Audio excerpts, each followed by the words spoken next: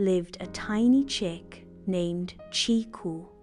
Fluffy, yellow, and no taller than a mushroom, Chiku was known by all the forest creatures for his chirpy songs and boundless curiosity. Though he was just a chick, Chiku dreamed of being a hero. He often imagined himself protecting the forest from danger, just like the characters in the bedtime stories his mama used to chirp.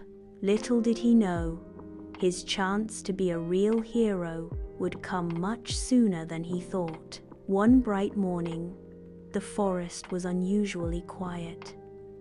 The birds weren't singing, and the monkeys weren't playing. As Chiku waddled near the riverbank, he heard something strange, a soft, high-pitched cry. It wasn't the sound of any animal he knew. Curious, Chiku followed the sound through the bushes.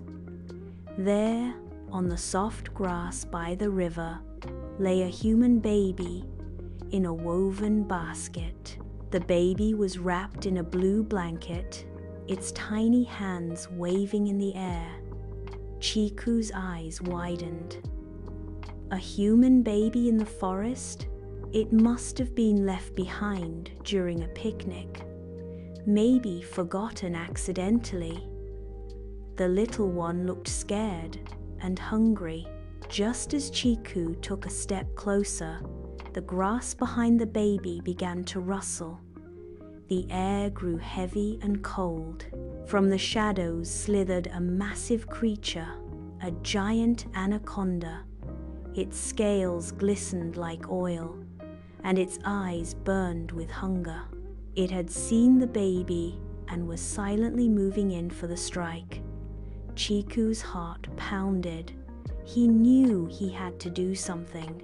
Even though he was just a tiny chick, he couldn't let the snake hurt the baby. With all the courage he could muster, Chiku puffed up his feathers and let out the loudest chirp he could. Cheep, cheep. His tiny voice echoed across the riverbank. The snake paused and turned toward the sound. Annoyed, it slithered faster, heading for Chiku now. Chiku ran. He darted into the trees, zigzagging between roots and fallen leaves. He led the anaconda away from the baby, deeper into the forest. The snake gave chase, its long body dragging behind, knocking over bushes and snapping branches.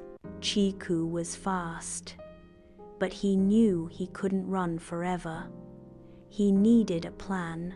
Remembering the thorn bushes near the old log, Chiku led the snake there, hopping just out of its reach. As he dashed through the narrow thorn tunnel, the snake followed, but the brambles caught on its thick, scaly body. The anaconda twisted and hissed, but the more it moved, the more tangled it became. It was stuck.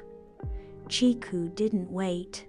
He flew as fast as his little wings could carry him back to the baby.